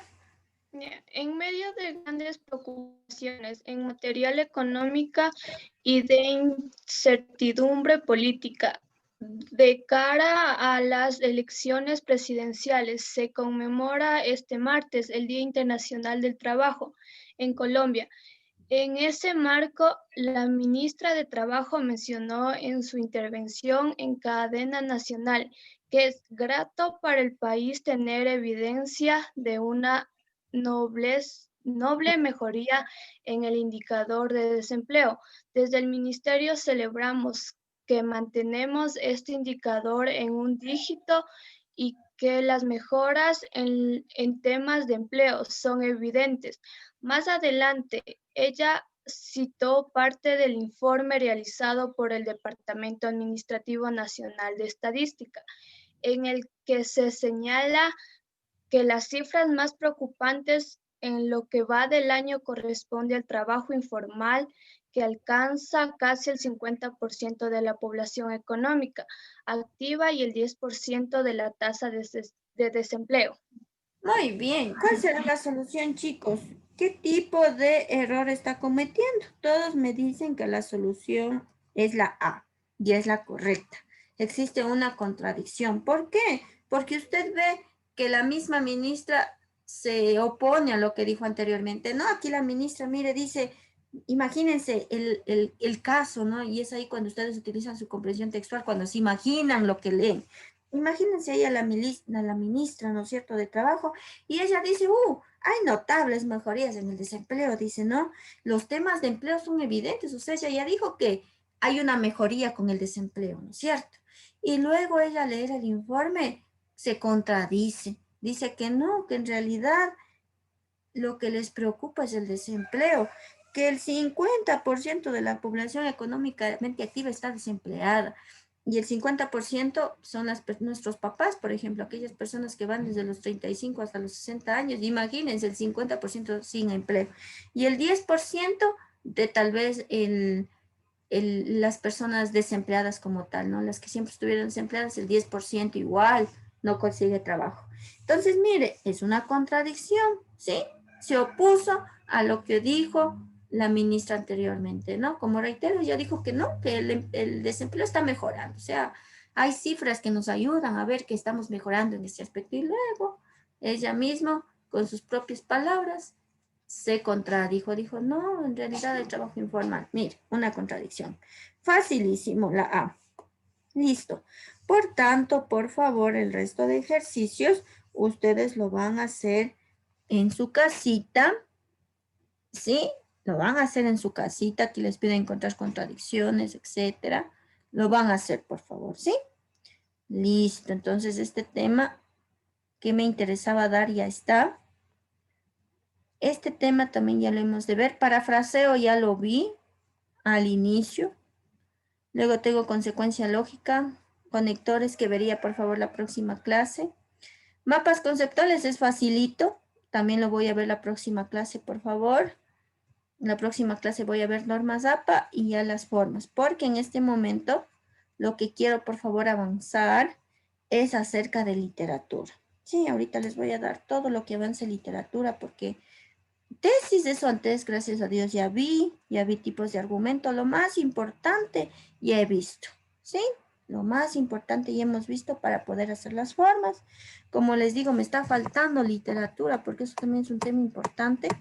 Así que eso voy a avanzar, por favor, el día de hoy. Y la próxima clase, como digo, voy a ver lo que me falta, que son conectores, normas APA y mapas conceptuales, que ustedes más o menos lo saben, o usted ya les voy a hacer ver las preguntas que son facilísimo.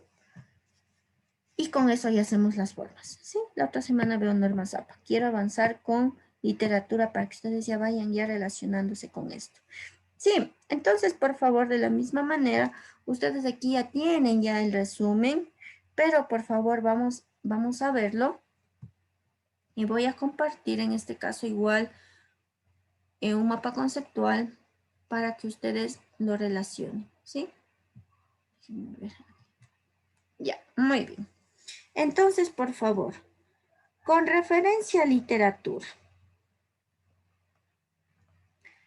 ¿qué les van a tomar en la prueba? Les suelen poner obras. Por ejemplo, les muestra un resumen de una novela y ustedes deben reconocer qué novela o qué autor es. Eso les toman en sí. Sí, entonces ya vamos a repasar.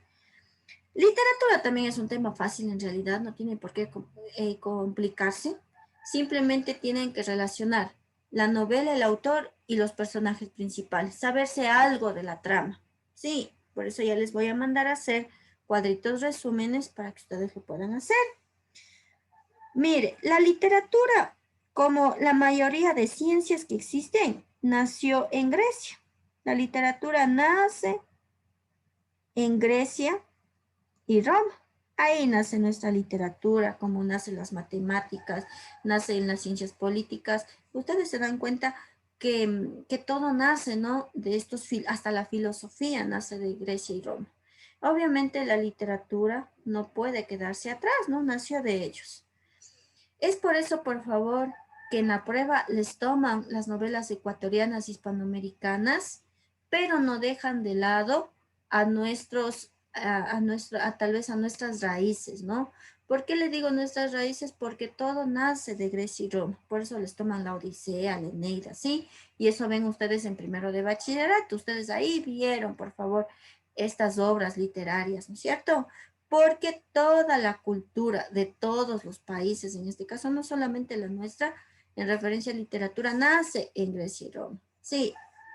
Y en este caso, por favor, vamos a ver el día de hoy la primera escuela literaria. La primera escuela literaria universal. Sí.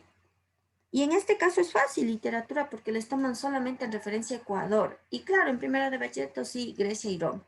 Porque si hablamos de escuelas literarias mundiales, hay muchísimas. Hay la escuela barroca, el humanismo, el simbolismo, muchos en realidad. La mayoría se dio en Europa. Sí, aquí solamente las fundamentales, ¿no? Entonces, solo esos vamos a repasar. Listo, entonces vamos a ver por favor la primera escuela literaria universal. Y en este caso la primera escuela es el clasicismo, la escuela clásica. ¿Sí? Clasicismo, se escribe así, clásico, ¿sí? El clasicismo.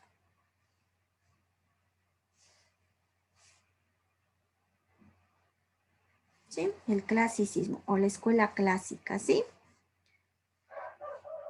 A ver, esto quería cambiarle. ¿Ya? La escuela clásica o el clasicismo.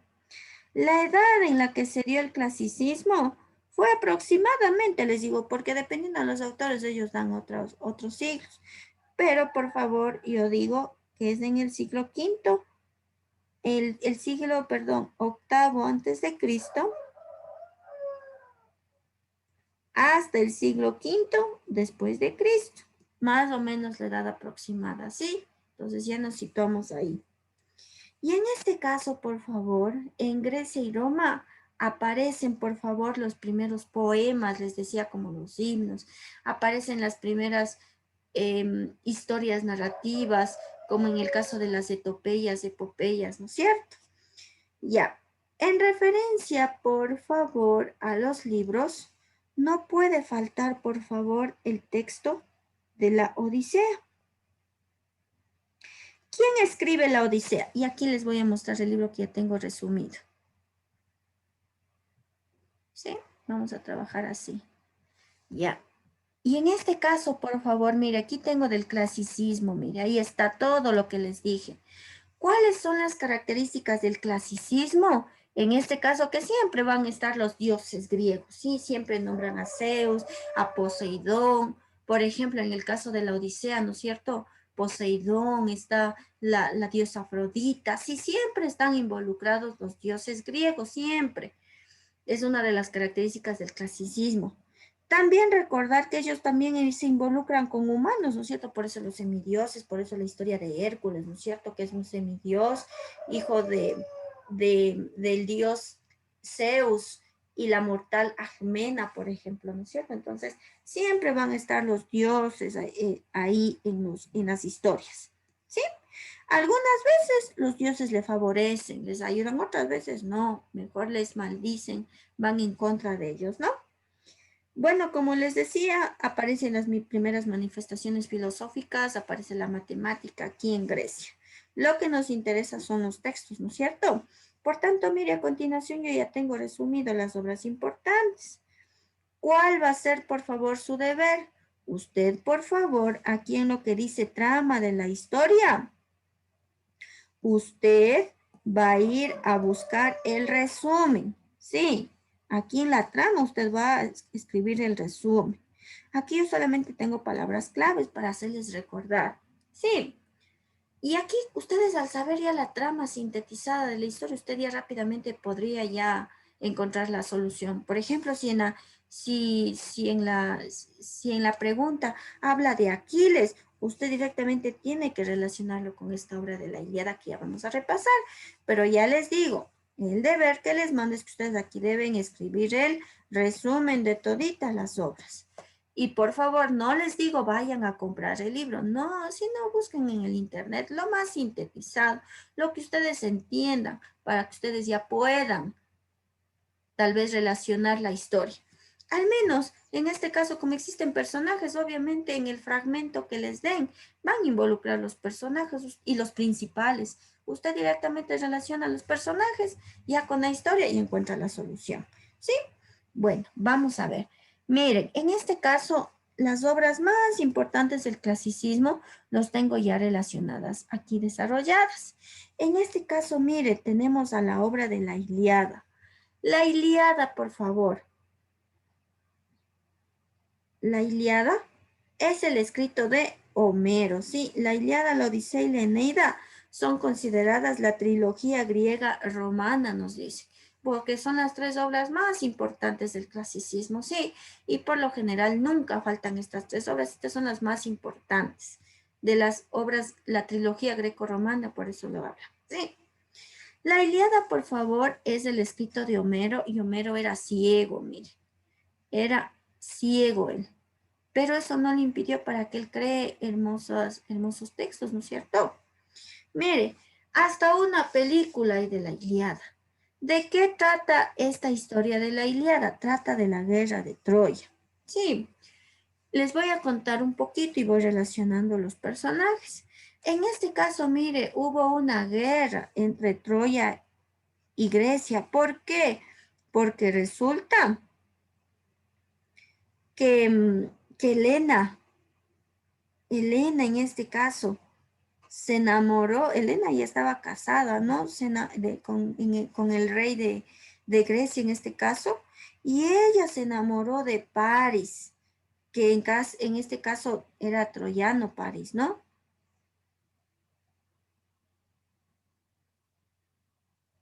¿Sí? Se enamoran Helena y Paris.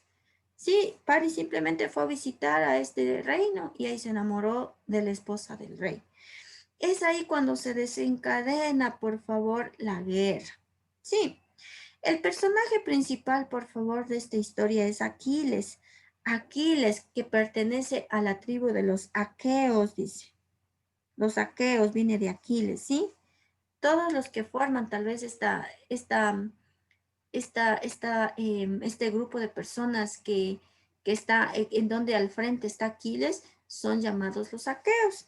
Aquiles era un buen soldado, un buen guerrero, nadie podía asesinarlo hasta el momento, siempre, guerra que iba él, siempre la ganaba. Entonces Aquiles, mire, va en contra de este reino de Troya en este caso. ¿Por qué? Por esta situación, ¿no? Porque robaron a su reina, ¿sí? Y al otro lado, en el otro mando, está Héctor, en el mando troyano. Obviamente Héctor, que es el hermano de París, a pesar de que estaba mal lo que hizo París de robarle la esposa al rey de Grecia, en este caso va a apoyar a su hermano París y él se enfrenta, ¿no es cierto? Él está al frente de su grupo de personas, ¿sí?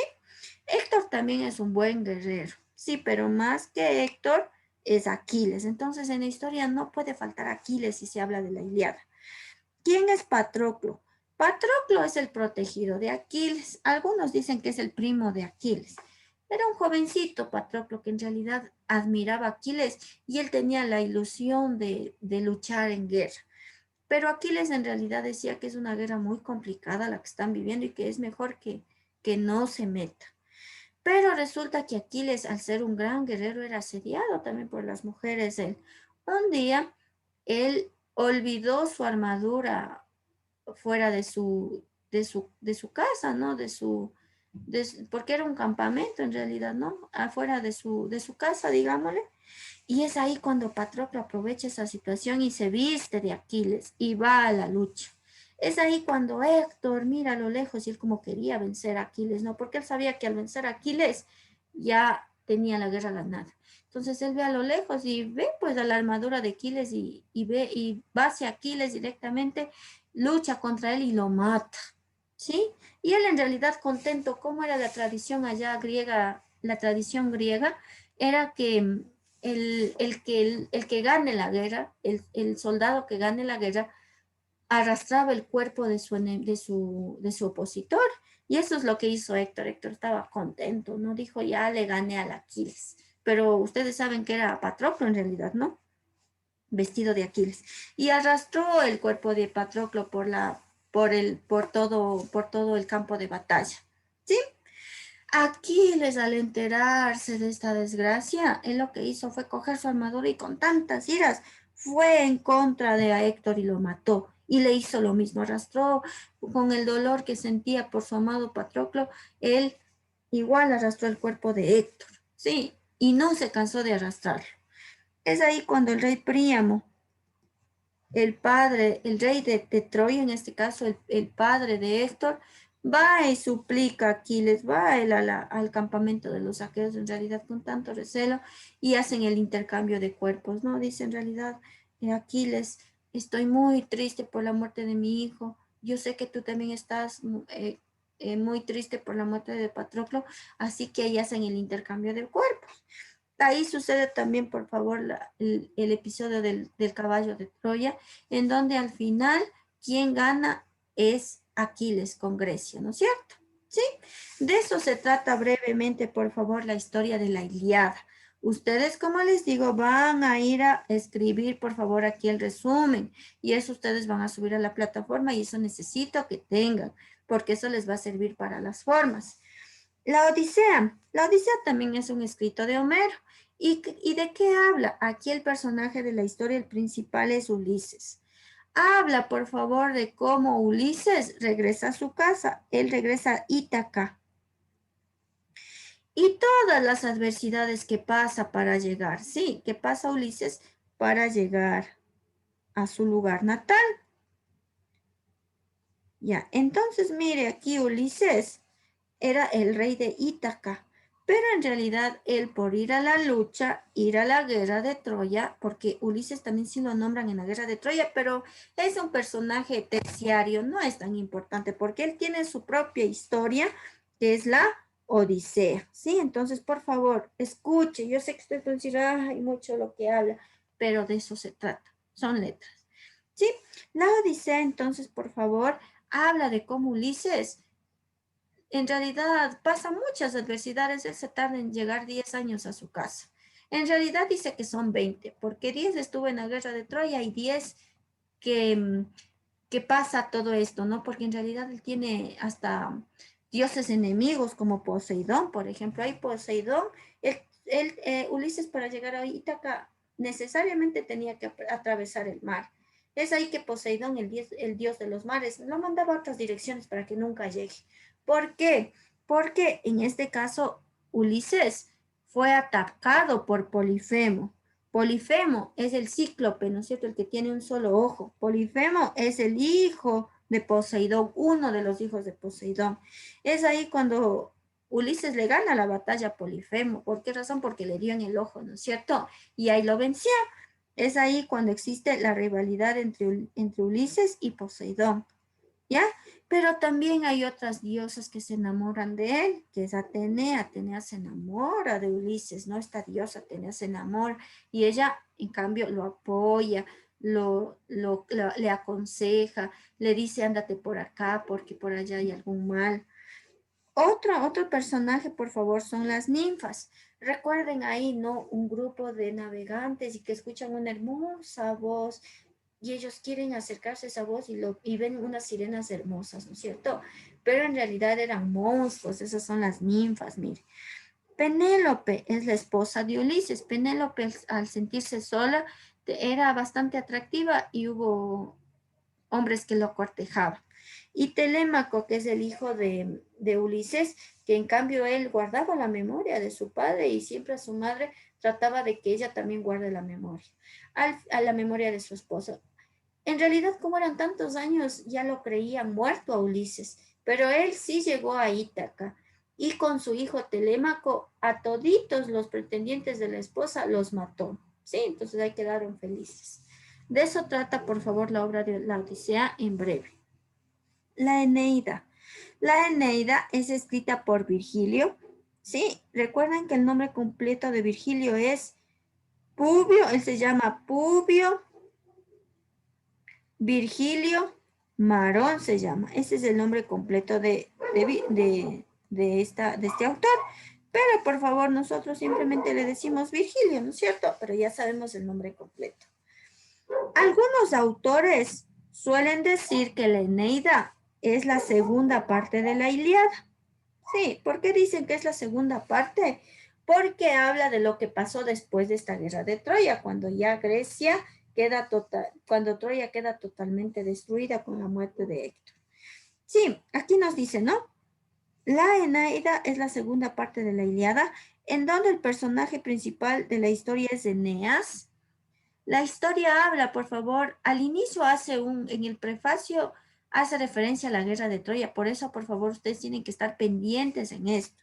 Si ya dice Aquiles, obviamente es la Ilíada, porque aquí en Eneida, al inicio, hace un breve resumen de la Ilíada, dice, pasó esto, habla de esta guerra que pasó para contar la nueva historia. Por eso es considerada la segunda parte de la Ilíada. Sí, entonces el personaje principal es Eneas. Al inicio habla de cómo Eneas escapa de esta guerra de Troya junto a su hijo Ascanios y a su padre Anquises. Eneas es el hijo también de una diosa y en este caso él logra escapar de esta guerra. Y habla también, por favor, que bueno, se enamora una reina de él. Sí, pero él en realidad tenía un nuevo objetivo, que era fundar la nueva patria. Él quería fundar Roma. Sí, él quería viajar a Italia para fundar su nueva patria, que va a ser Roma. Ese era el objetivo que tenía Eneas. Pero en el transcurso de la historia, él se ve bueno, una reina se enamora de él. Pero en realidad él, como tiene su objetivo, él la deja. Así que ella la maldice, le maldice a Eneas. Pero de todas maneras se logra completar esta parte de su sueño, esta parte de su meta, que era fundar Roma. ¿Sí? Que estas son las palabras claves. Por favor, de la misma manera, usted va a ir a hacer el resumen, ¿sí? Escribir el resumen. Cortito, no le digo 2, 3, 5 hojas, no. Un poquito, unas 10 liñitas, ¿ya? Y los personajes que no pueden faltar, ¿sí? Porque lo que hacen es relacionar con los personajes. Otra obra también, por favor, que es importante, que salió en uno de los simuladores y por tanto no hay que dejarle pasar desapercibido, es la obra de la Orestiada, ¿sí? La Orestiada, por favor, es el escrito de Esquilo. Y el personaje principal de la obra es Orestes. Resulta, por favor, que en esta historia Orestes mata a su madre Clitemnestra. Sí, de eso habla esta obra de la Orestiada.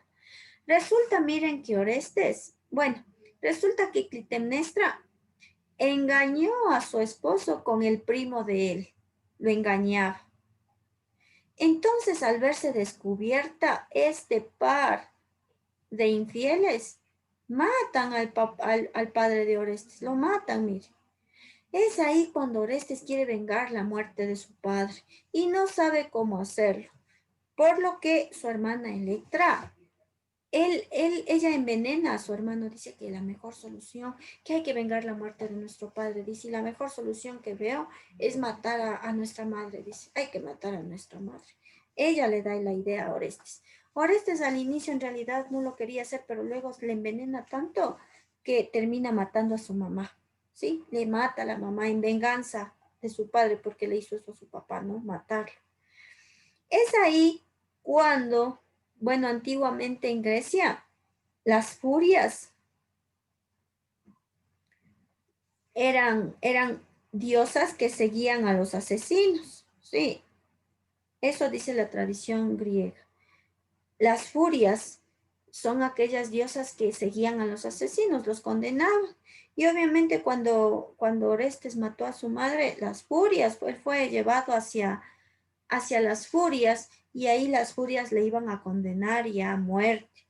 Pero es ahí cuando Apolo y Atenea, dos dioses, favorecen a Orestes y le cuentan a las furias lo que realmente pasó, por qué hizo eso. Ahí le cuentan que Electra fue la culpable, que fue porque que primero la mamá le mató al papá, etc. Y es ahí cuando Orestes es declarado libre.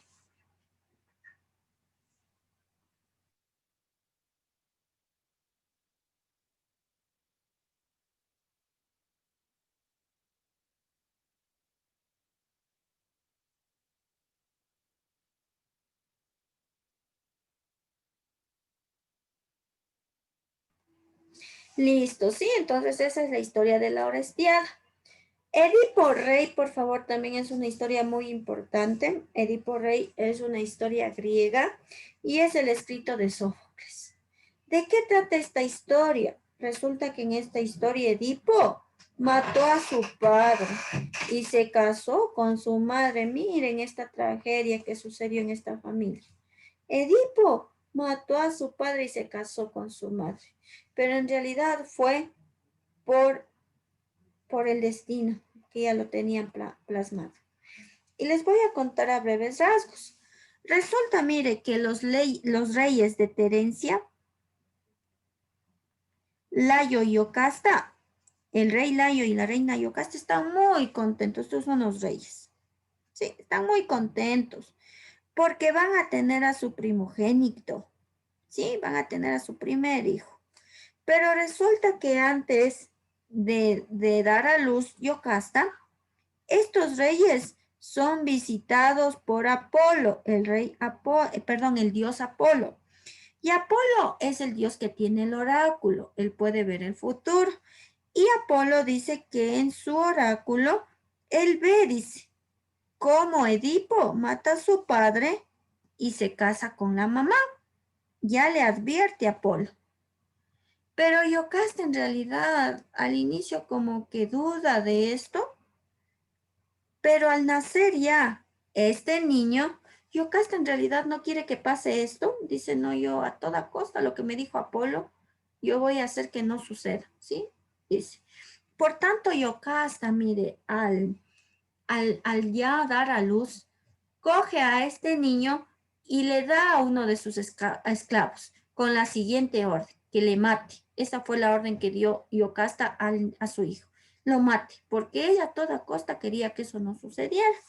Entonces el esclavo en realidad estaba ya a punto de matar a este niño y le pasó un garfio por los piecitos de este bebé y lo colgó en el árbol.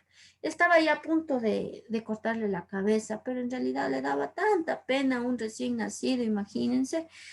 Y es ahí cuando a lo lejos ve que viene un pastor y en lugar de matarle a este niño, le regala a este pastor. Ya, entonces el pastor muy contento llega hacia su pueblo llamado Corinto y es ahí cuando en realidad no tiene los recursos para este niño tan hermoso y regala a los reyes de Corinto a este niño. Los reyes de Corinto no podían tener hijos, así que lo aceptan muy, muy alegres a este bebé. Y bautizan a este bebé con el nombre de Edipo, que significa el de los pies hinchados. Entonces, bueno, Edipo cree ser príncipe, ¿no? De Corinto, lo educan en letras, lo educan en filosofía, ¿no? Porque son muy, muy sabios los griegos, y aparte de eso también lo educan en guerra, ¿no es cierto? Les enseñan a pelear. Bueno, entonces es muy feliz Edipo en Corinto con sus padres, ¿no? Él nunca sabe que es adoptado. Pero resulta que cuando es ya jovencito, un día él se va de fiesta, ¿sí? Y un borracho le dice lo mismo. Dice, ¿sabes qué, Edipo? Tú vas a matar a tu papá y te vas a casar con tu mamá. Entonces Edipo, en realidad, al creerse hijo de los reyes de Corinto, él escapa, sale errante de Corinto y se va al bosque. Entonces en el bosque, en un punto llamado Las Tres Cruces, porque eran 3 caminos a diferentes poblados, a lo lejos Edipo ve que se acerca un grupo de hombres y en realidad él al verse solo piensa que, y ve que se acerca ese grupo y él piensa que lo van a matar. Es ahí cuando Edipo mata a toditos los de ese grupo de hombres que venían. Y Edipo coge uno de esos caminos y llega a Terencia, ¿sí? Él sin querer llega a su lugar natal. A la entrada de Terencia existe un monstruo llamado la Esfinge.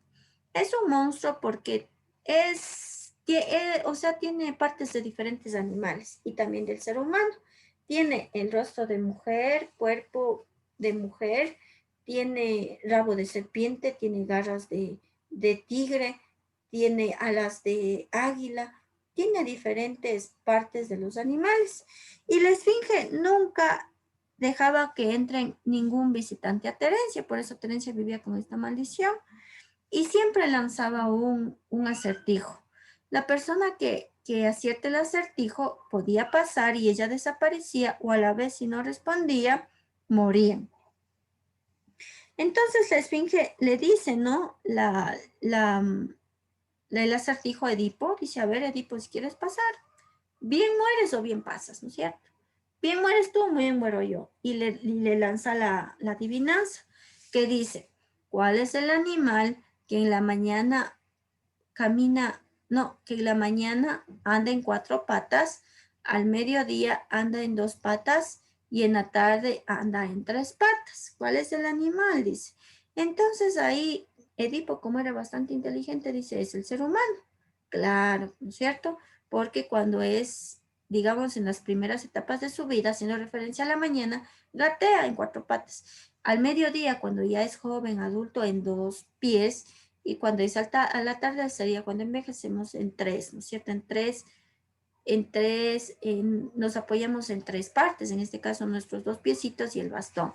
Entonces, al ver descubierto esta adivinanza, la Esfinge muere y Edipo entra a Terencia y todos los pobladores de Terencia están muy contentos porque dice que se acabó esta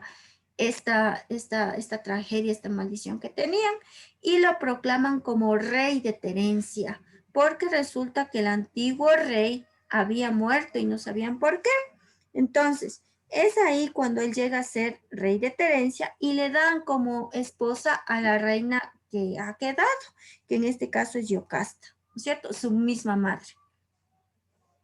Es ahí cuando Edipo y Yocasta se enamoran, De ese amor nacen 4 hermosos hijos, mire. Pero luego resulta que están muriendo gente, llega una epidemia y en este caso Creonte, la diosa Creonte, le dice a Edipo que la maldición definitiva de Terencia va a terminar cuando él descubra quién mató al rey Layo.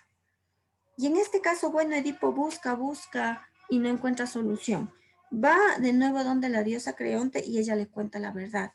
¿Quién mató a Layo? Fue Edipo. ¿Cuándo lo mató? Cuando estaba en el punto de las 3 cruces y mató a todo el grupo de habitantes que venían. Ahí estaba su papá y le cuenta, no, tú mataste a tu papá y ahora estás casado con tu mamá. Entonces, al saber la verdad, Yocasta se suicida, se mata, no puede con todo esto, porque él hizo lo posible, ella mandó a matar a su hijo, pero a pesar de esto, sucedió lo que dijo Apolo. Edipo, al sentirse destrozado con los broches del vestido de su esposa y madre, se sacó los ojos y se fue errante. ¿Por qué se sacó los ojos? Porque la tradición griega dice que cuando todos mueren, todos van al inframundo. Entonces ahí se ven, dicen almas. Entonces él no se sacó los ojos porque decía que no puede mirar a su papá a los ojos, ¿no es cierto? Ya, esa es la historia de Edipo. Por favor, de la misma manera, ir a buscar el resumen. Anfitrión, por favor, es el escrito de Plauto. Y aquí, por favor, esta es una comedia porque habla de cómo Zeus, al sentirse enamorado de una mortal llamada Armena que estaba casada con Anfitrión, él se disfraza de Anfitrión, sí, y convive con Armena. Sí, de eso se trata esta historia. Zeus, al sentirse enamorado de una mortal y no le importó que ella estaba casada con Anfitrión, va y se disfraza de Anfitrión y convive con Armena. Armena, al sentirse en realidad veía a su esposo, creía que era su esposo, le daba de comer, convivían, dormían, pero al final era este dios Zeus. Al final se descubre la verdad y Almena tiene 2 hijos, uno de su verdadero esposo y otro el hijo de Zeus, que es Hércules, ¿no? Zeus es el hijo de Zeus y Almena. Sí, de eso se trata.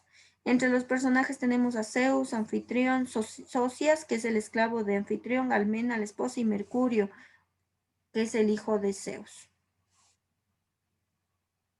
Dice, ¿me puede pasar la asistencia en la plataforma? Dice, ya le voy a revisar, ¿sí? Y por último tengo Orfeo y Eurídice. Por favor, Orfeo y Eurídice es la historia de Publio Ovidio Nasón o simplemente Ovidio. Está dentro de esta obra de la Metamorfosis, que es un libro sumamente grande, ancho, en donde hay resúmenes en donde hay historias griegas. Y en sí, por favor, habla de cómo Orfeo tenía habilidades musicales y se enamora de Eurídice, una ninfa del bosque. Pero resulta que Eurídice muere porque es picada por una serpiente. Orfeo se niega a perder a Eurídice. Y es por eso que Orfeo visita a Hades, que es el dios del inframundo. Visita a Hades y le hace una proposición. Le dice que por favor reviva, dice, que le reviva a Eurídice y él le va a dar sus habilidades musicales y su arpa. Él tocaba el arpa y tenía muchas habilidades musicales. Entonces Hades acepta, ¿no? Acepta revivir a Eurídice a cambio que le dé todo lo que él tiene, su arpa, sus habilidades musicales, pero le pone una trampa. Dice, bueno, yo revivo a Eurídice y tú mismo la vas a conducir, dice, la vas a sacar del inframundo. Ella te va a seguir, dice. Entonces Orfeo, al no tener otra opción, lo acepta. Entonces él, bueno, dice, entonces ya voy a salir, ¿no? Del inframundo. Y él piensa que atrás está Eurídice. Durante todo el camino él está inquieto porque en realidad no escucha pasos, no escucha ni un sonido que le diga que Eurídice está atrás de él. Es ahí cuando él no aguanta las ganas y él le dice, bueno, no. Hades dice, bueno, tú diriges a Eurídice, pero no puedes regresar a ver atrás. Entonces, por eso les digo, ¿no? Orfeo no aguanta las ganas de mirar hacia atrás y al momento en que él sale, mira hacia atrás. Sí estaba Eurídice siguiéndola, ¿ya? Pero como Eurídice todavía no salía del inframundo, le faltaba un paso para salir, Eurídice vuelve al inframundo y él pierde sus habilidades musicales. ¿Sí? Es una tragedia. Listo, por favor, ustedes van a hacer el resumen de todas estas obras y las van a subir, por favor. Ese va a ser su deber, ¿sí? Y van a hacer los ejercicios. Por ejemplo, el ejercicio 1 dice, considerada la gran importancia de la cultura romana, la obra de Virgilio, ya dice de Virgilio, que habla acerca de Roma. El personaje es un héroe troyano, dice. Hijo de Anquises, ya están los personajes. Sí, ¿cuál sería aquí la solución, chicos? ¿Cuál es la obra de Virgilio? La Eneida. La Eneida, nada más. No les dije, por favor, ni Geórgidas ni Troyanas, no son tan importantes, ¿no? La Odisea es así, listo. Por favor, el resto de ejercicios ustedes lo van a hacer. Y también esto que nos dice de la influencia de la cultura griega y de la cultura occidental. En este caso, todo lo que, miren, la cultura griega siempre está presente en nuestra cultura. Por ejemplo, aquí en el Zoom, mire, dice anfitrión. Miren, ¿y de dónde viene este término? Viene de Grecia. Ahí la influencia griega, mire, ¿sí? Entonces aquí obviamente todas las obras van, por favor, a estar orientadas a la tradición griega. Ustedes van a hacer de deberes esto también, por favor. Sí. Y eso sería su deber, ¿ya? Hasta la página, antes del romanticismo. Quería ver el romanticismo, pero ustedes ven que sí me demoro en obras. Hasta la página 172. Profe, el resumen a mano. Profe, ¿puede mandar el video de la clase de tesis al grupo? Sí, ya les subo, ¿ya? Ya les subo. Sí, tengo grabada la clase y esta también les voy a mandar. El resumen, por favor, si desean pueden hacerlo en computadora, no hay problema por mí. Lo importante es que usted haga su deber y lo suba y repase. Que no solamente lo haga copy-paste y ya, sino lea. Busque los personajes, esto es importante, literatura. Listo, muchachos, por favor, el día de mañana dan la prueba. Profe, Mande, una pregunta. con gusto.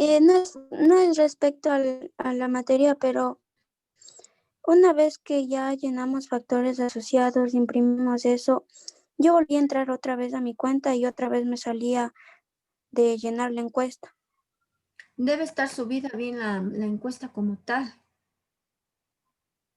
Porque si usted vuelve a O subir, sea que, debe volver, claro, verá, yo ¿ya? Verá, en este caso, yo ya llené la encuesta y ya subí.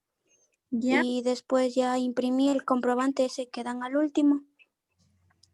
Y volví a entrar nuevamente a la página y decías completado. Bueno, estaba eso y otra vez estaba de llenar la encuesta. Serio, verán, ya voy a consultar, ¿ya? Y cualquier cosa me escribe, ya me escribe para darle la respuesta y porque ya si tiene el comprobante, en realidad eso ya significa que se inscribió, pero en cambio en la plataforma ya debe quedarse plasmado ese papel.